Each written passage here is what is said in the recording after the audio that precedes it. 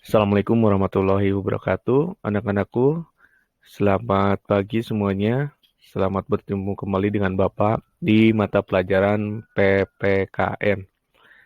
Di mana bab pertama ini kita akan belajar tentang materi perumusan dan penetapan Pancasila sebagai dasar negara. Ya, anak-anakku, sebelum Bapak mulai materi, Bapak ingin tanya dulu apa kabarnya, apakah sudah mengisi absen untuk hari ini. Kalau sudah, Bapak ucapkan terima kasih dan nanti akan Bapak cek ya siapa yang tidak mengikuti pelajaran Bapak. Selanjutnya, tetap patuhi protokol kesehatan. Kalian tetap melaksanakan 3M ya. Mencuci tangan, memakai masker, dan menjaga jarak kalau kalian sedang berkelompok. Lalu di sini ada beberapa hal terkait dengan PJJ ya. Bapak harap nanti kita bisa tatap muka melalui online ya. Kalian harus bisa belajar aplikasi Zoom ataupun aplikasi Google Meet. Kalau belum paham, belum ngerti, nanti akan Bapak share bagaimana cara mendownload aplikasinya atau cara menggunakan aplikasinya. Jadi nanti Bapak dengan kalian tuh kalian ada berhadapan dengan Bapak di kamera seperti video call ya. Baik, kita lanjutkan ya ke materinya. Ini tentang perumusan dan penetapan Pancasila sebagai dasar negara. Sebagai awal mata pelajaran kalian di kelas 7 ini. Nah, latar belakangnya ya, tentang kalian kenapa sih harus belajar tentang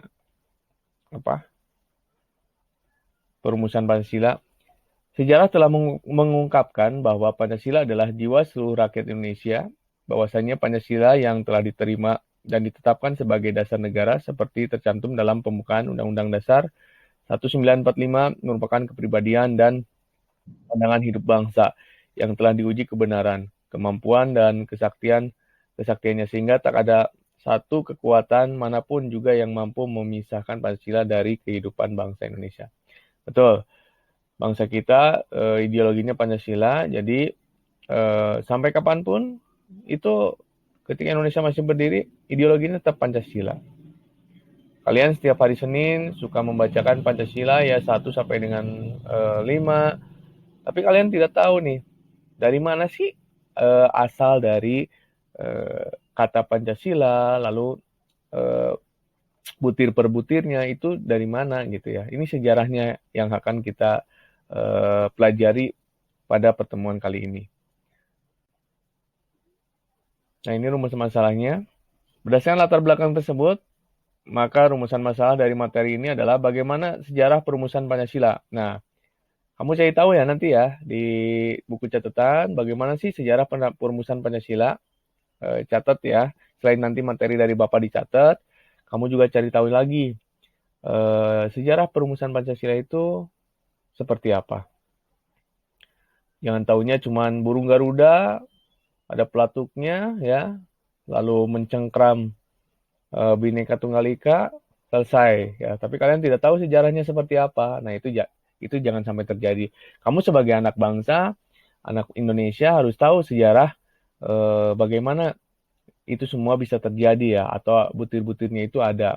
Yang kedua adalah siapakah tokoh-tokoh yang terlibat dalam perumusan Pancasila. Nah, ini bangsa yang besar adalah bangsa yang menghargai jasa para pahlawan. Kalian harus tahu siapa sih orang-orang yang terlibat dalam perumusan Pancasila itu, sehingga terbentuk 5 butir Pancasila tersebut, ya 5 poin itu ya, yang sering hari Senin upacara bendera sering dibacakan. Lalu yang ketiga adalah bagaimana proses pengesahan Pancasila sebagai dasar negara. Jadi siapa nih yang mengesahkannya, sehingga sampai saat ini dari merdeka sampai hari ini Pancasila itu tetap utuh, tetap ada ya. Kalian harus tahu. Lanjut. Nah, tujuannya adalah berdasarkan rumusan masalah di atas, maka tujuan maaf ya ini salah penulis maka tujuannya yaitu untuk mengetahui sejarah perumusan Pancasila ya. Jadi kamu di sini tujuan Bapak mengajar ini supaya kamu tahu mengetahui sejarah perumusan Pancasila. Yang kedua, mengetahui tokoh yang terlibat dalam perumusan Pancasila. Lalu yang ketiga, mengetahui proses pengesahan Pancasila itu sebagai dasar negara itu seperti apa. Jadi prosesnya seperti apa kamu harus tahu. Kita mulai ya. Nah, ini sejarahnya. Sejarah perumusan Pancasila dan tokoh yang terlibat. Juli tahun 1944, Jepang mengalami kekalahan di Asia Timur Raya, ditandai dengan jatuhnya Kepulauan Saipan dekat Kepulauan Jepang ke tangan Amerika. Banyak cara yang digunakan Jepang untuk menarik simpati khususnya kepada bangsa Indonesia guna mempertahankan pengaruh Jepang di antara penduduk negeri-negeri yang didudukinya. Salah satunya adalah janji Jepang untuk memberi kemerdekaan bagi bangsa Indonesia yang diucapkan oleh Perdana Menteri Kaiso pada tanggal 7 September 1944. Jadi anak-anakku, sejarah dulu itu Indonesia itu dijajah oleh Belanda. Ya, kurang lebih 3,5 abad, 350 tahunan oleh Belanda itu, lama sekali. Berapa generasi itu? Mungkin saja nenek moyang dari bapaknya abah kita terus sampai ke atas ya, 390 tahun, 60 kita aja hidup Nabi Muhammad 60 tahun ya, tinggal kalikan aja kali berapa sehingga 360 tahun, berapa generasi. Nah, setelah Belanda mundur dari Indonesia, ini masuklah Jepang ya. Jepang sih awalnya ingin memerdekakan Indonesia awalnya ya. Tapi lama-kelamaan Jepang juga malah menjajah Indonesia. Jepang itu kurang lebih 3,5 tahun di Indonesia menjajah. Nah, pada tahun 44 ini, Jepang itu mengalami kekalahan. Yang kalian tahu itu adalah terjadinya pengeboman di Hiroshima dan Nagasaki. Artinya sedang kolap ya Jepang itu, sedang terkena bom dari sekutu ya. Nah, sehingga apa? Tahun 44 ini Perdana Menteri Kaisonya ini malah mengucapkan ya janji kemerdekaan. Nah, ini yang jadi tolak dasar pertama Indonesia menyiapkan kemerdekaan itu di sini. Ingat, Indonesia itu tidak diberikan ya, merdeka itu tidak seperti yang Perdana Menteri Kaiso katakan memberi kemerdekaan, enggak, tapi Indonesia itu merdeka secara utuh. Mereka itu berjuang ya, tidak hasil pemberian dari penjajah, tidak. Ya, jadi ini sejarah pertama adalah Jepang mengalami kekalahan di Asia Timur Raya ya. Lalu ketika Jepang menyerah, lalu dibentuklah BPUPKI. Nah, Jepang meyakinkan bangsa Indonesia tentang kemerdekaan yang dinyanyikan dengan membentuk Badan Penyelidik Usaha-Usaha Persiapan Kemerdekaan Indonesia atau BPUPKI. Nah, ingetin ya, Badan Penyelidik Usaha-Usaha Persiapan Kemerdekaan Indonesia, disebut dengan BPUPKI. Badan ini dalam bahasa Jepang disebut Dokuritsu Junbi ya, Junbi ya. Dokuritsu Junbi. Kosakai. Nah, harus kalian tahu juga nih, istilah BPUPKI dalam bahasa Jepangnya adalah Dekoritsu Junbi Kosakai. Nah, Jenderal Komachi Harada, komandan pasukan Jepang untuk Jawa pada tanggal 1 Maret 1945, mengumumkan membentuk BPUPKI pada tanggal 28 April 1945. Ingetin tuh.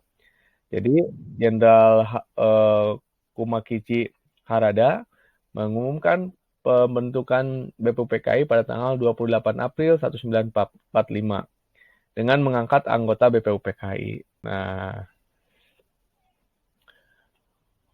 upacara peresmiannya dilaksanakan di Gedung Chuo Sangi di Pejambon, Jakarta. Sekarang disebut dengan Gedung Departemen Luar Negeri. Ketua BPUPKI pada saat itu yang ditunjuk oleh Jepang adalah Dr. Rajiman Wedjodiningrat. Nah, wakilnya ini dari Jepang, Ichibangase ya. Ada kepanjangannya tuh, lihat aja di buku Ichibangase apa ya. Kalian cek. Dan sebagai sekretarisnya adalah RF Suroso. Nah, jumlah anggota BPUPKI-nya 63 orang. Jumlah anggotanya 63 orang yang mewakili hampir seluruh wilayah Indonesia, ditambah 7 orang tanpa hak suara. Jadi 7 orangnya itu tanpa hak suara. Kita lanjut ya. Nah, ini masa persidangan. Sidang pertama ya. Jadi BPUPKI dibentuk, tadi tanggal berapa, kalian cari tahu lagi ya. Nah, setelah dibentuk, diadakan sidang pertama. Nah, sidang pertama BPUPKI. Nah, setelah terbentuk BPUPKI, segera mengadakan persidangan. Masa persidangan pertama BPUPKI dimulai pada tanggal 29 Mei. Ingetin, 29 Mei 1945 sampai dengan 1 Juni 1945. Nah, itu adalah sidang pertama. Jadi, startnya itu tanggal 29 Mei 1945 ya, sampai dengan 1 Juni 1945. Pada masa persidangan ini, BPUPKI membahas rumusan dasar negara untuk Indonesia merdeka. Nah, jadi pada dasarnya sidang pertama ini membahas rumusan dasar negara. Rumusan dasar negara ya. Jadi sebelum merdeka itu harus ada rumusan dasar negaranya dulu. Jangan sampai ketika sudah merdeka mau dibawa kemana nih arah kemerdekaannya gitu ya. Yang akhirnya bisa memecah belah Indonesia pada saat itu. Jadi dibentuk dulu syarat untuk menjadi merdeka itu ada rumusan negara dulu, tentang dasar negara dulu. Jadi harus ada dasarnya dulu. Nah, pada persidangan dikemukakan berbagai pendapat tentang dasar negara yang akan dipakai Indonesia merdeka. Pendapat tersebut disampaikan oleh 3 orang. Nah, ini yang harus kalian kenal tokoh-tokohnya. Siapa aja sih yang memberikan usulan pada rapat tersebut? Yang pertama ada Mr. Muhammad Yamin. Yang kedua adalah Mr. Supomo. Yang ketiga adalah Presiden pertama kita, Insinyur Soekarno. Yang pada saat itu belum jadi presiden ya, karena belum merdeka. Selanjutnya, nah ini dokumentasinya. Rapatnya seperti ini. Tuh, lihat. Ada yang memakai adat Jawa, ya, ada yang pakai jas. Wah, pokoknya terlihatlah zaman dulu tuh seperti apa rapatnya. Itu ya. Lanjut. Nah, sidang BPUPK pertama ini Bapak Muhammad Yamin mengusulkan ya, menyatakan pemikirannya tentang dasar negara Indonesia merdeka di hadapan sidang BPUPKI pada tanggal 29 Mei 1945. Pemikirannya diberi judul Asas dan Dasar Negara Kebangsaan Republik Indonesia. Mr. Muhammad Yamin mengusulkan dasar negara Indonesia merdeka yang intinya sebagai berikut. Nah, ini secara lisan ya. Peri kebangsaan, peri kemanusiaan, peri ketuhanan, peri kerakyatan, kesejahteraan rakyat. Ini yang diungkapkan oleh Bapak Muhammad Yamin. Orangnya yang mana sih pahlawan kita ini? Nah, ini ya. Ingetin ya. Bapak Muhammad Yamin itu fotonya ada di situ. Jadi ingetin apa yang diusulkan oleh Bapak Muhammad Yamin secara lisan, peri kebangsaan, peri kemanusiaan, peri ketuhanan, peri kerakyatan, dan peri lagi dengan kesejahteraan rakyat. Lanjut ya. Setelah berpidato, beliau menyampaikan usulan tertulisnya. Nah, kalau tadi secara lisan, sekarang secara tulisan. Nah, mengenai rancangan Undang-Undang Republik Indonesia. Di dalam pembukaan dari rancangan undang-undang itu tercantum perumusan 5 asas dasar negara yang berbunyi sebagai berikut. Ketuhanan yang Maha Esa, kebangsaan persatuan Indonesia, rasa kemanusiaan yang adil dan beradab, kerakyatan yang dipimpin oleh hikmat kebijaksanaan dalam permusyawaratan perwakilan, keadilan sosial bagi seluruh rakyat Indonesia. Nah, ini yang secara tertulisnya hampir mirip-mirip ya dengan Pancasila yang sekarang sering kalian bacakan setiap hari Senin ya, hampir mirip ya dari Bapak Muhammad Yamin ini. Nah, ini baru usulan, belum ditetapkan. Ini terjadi pada tanggal 29 Mei 1945. Lalu di hari berikutnya ini ada masih di sidang pertama ya, tapi di hari berikutnya ini ada Bapak Supomo yang mendapat giliran mengemukakan pemikirannya di hadapan sidang BPUPKI. Tadi Bapak Muhammad Yamin, sekarang Bapak Supomo. Pada tanggal 31 Mei 1945, pemikirannya berupa penjelasan tentang masalah-masalah yang berhubungan dengan dasar negara. Indonesia merdeka, negara yang akan dibentuk hendaklah negara integralistik yang berdasarkan pada hal-hal berikut ini. 1. Persatuan. 2. Kekeluargaan. 3. Keseimbangan lahir dan batin. 4. Musyawarah. Dan 5. Keadilan sosial. Nah, anak-anakku, dari Bapak Supomo ini mengusulkan seperti itu. Ya, kalau tadi Bapak Muhammad Yamin pakai PRI ya. Kalau ini ya persatuan, kekeluargaan, keseimbangan lahir dan batin, musyawarah, keadilan sosial. Ini adalah usulan Bapak Supomo. Yang mana orangnya? Nah, itu ada ya di layar kalian, foto dari Bapak Supomo. Nah, hari berikutnya, tadi tanggal 31, tanggal 1 ini ada usulan dari Bapak Insinyur Soekarno yang mendapat kesempatan mengemukakan dasar negara Indonesia merdeka. Pemikirannya terdiri atas 5 asas berikut ini. Nasionalisme, kebangsaan Indonesia, 1 ya. Yang kedua, internasionalisme dan atau pri-kemanusiaan. 3, mufakat atau demokrasi. 4, kesejahteraan sosial. 5, ketuhanan yang Maha Esa, ketuhanan yang berkebudayaan. Kelima asas tersebut diberi nama Pancasila sesuai saran teman yang ahli bahasa. Untuk selanjutnya tanggal 1 Juni ini juga diperingati sebagai hari lahir istilah Pancasila. Nah ini. Jadi anak-anakku, tanggal 1 Juni itu sering diperingati hari Pancasila karena ini juga ya ada peran dari Bapak Soekarno juga pada saat itu.